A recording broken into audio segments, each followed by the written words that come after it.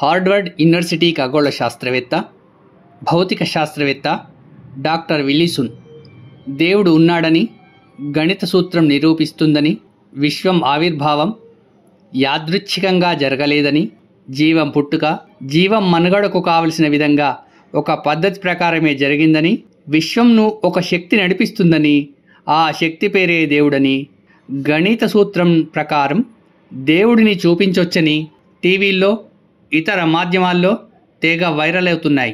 కానీ లక్షల సంవత్సరాల వెనక్కి వెళితే మన భారతీయ సనాతన ధర్మం దేవుడి గురించి ఎన్నో యుగాల నాడే నిరూపించింది. భూలోకం, భువర్లోకం, స్వర్ణలోకం, మహర్లోకం, జనలోకం, తపోలోకం, సత్యలోకం, అతరలోకం, వితరలోకం, సుతరలోకం, తలాతలలోకం, మహాతలలోకం, రసాతలలోకం, పాతాళలోకం. అంతేకాకుండా బ్రహ్మలోకం, స్వర్గలోకం, యమలోకం, కైలాసం వాటి చిరునామాలు, ఆ లోకాలను ఏలే దేవుళ్ళు, ఆ లోకాలకు రహదారులను మన వేదాలు, ఋషులు ఏనాడో నిరూపించారు. కానీ కలి ప్రభావం వల్ల మాయాలోకంలో ఉన్న మానవ మాతృలకు ఆ లోకాల గురించి అర్థం కాదు, పట్టించుకోరు. కొందరు దేవుడి అనుగ్రహం కోసం తపించే వారికి, సరియైన మార్గం తెలియని వారి కోసం దేవుడి చిరునామాను సులువైన మార్గంలో అందరికీ అర్థమయ్యే విధంగా నా చిన్న ప్రయత్నం.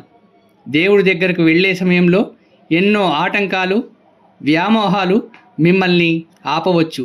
వాటిని దాటుకుంటూ వెళ్ళండి. దైవాపురం అనే ఊళ్ళో రైలు దిగండి.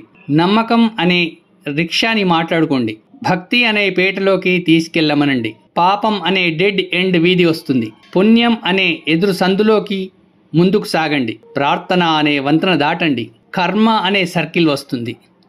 దుష్కర్మ అనే రెడ్ లైట్ అక్కడ వెలుగుతూ ఉండవచ్చు. సుకర్మ అనే పచ్చ లైట్ వెలిగాక ముందుకు సాగండి. భజన మండలి అన్న బోర్డున్న కుడి రోడ్డులోకి మళ్ళండి. అక్కడ రోడ్డు 4 రోడ్లుగా చీలుతుంది. మొదటి 3 పేర్లు అసూయ స్ట్రీట్, ద్వేషం సందు, ప్రతీకారం వీధి.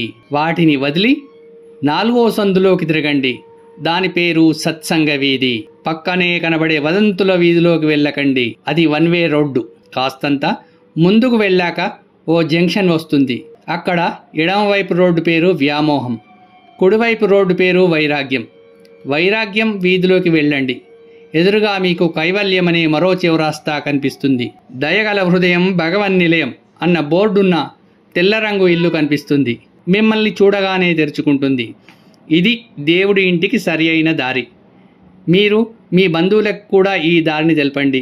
లేదా సరైన దారి తెలియక వారు తప్పిపోవచ్చు. ఆధ్యాత్మిక మార్గంలో పయనించాలంటే శ్రవణం, కీర్తనం, స్మరణం, పాదసేవనం, అర్చనం, వందనం, దాస్యం, సాఖ్యం, ఆత్మనివేదనం ఇలా 9 విధ భక్తి మార్గాల సాధనలో ఏదైనా కానీ చేసేవారు ఎవరైనా కానీ తెలుసుకోవలసిన సూక్ష్మ విషయం ఇదే.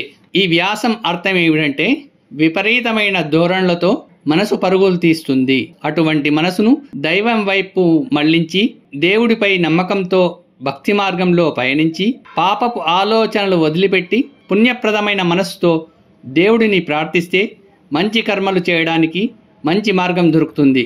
ఇతర వ్యాపకాలను వదిలి దేవుడి భజనలు, కీర్తనలు చేస్తుండాలి. అసూయ, ద్వేషం, ప్రతీకారం అనే దుర్గుణాలను వదిలి సత్సంగంతో కలిసి పయనించాలి. వదంతులు, దుష్ప్రచారాల జోలికి పోకుండా అనవసరమైన వ్యామోహాలను వదిలి వైరాగ్య భావనతో జీవనం కొనసాగించడం ద్వారా జీవన గమనంలో ఒడిదొడుకులు లేకుండా సుఖ సంతోషాలతో జీవించి భగవంతుని అనుగ్రహం సులువుగా పొందుతాం. అంత్య సమయంలో వైకుంఠ ప్రాప్తి జరుగుతుంది. సర్వే జనా సుఖినో భవంతు.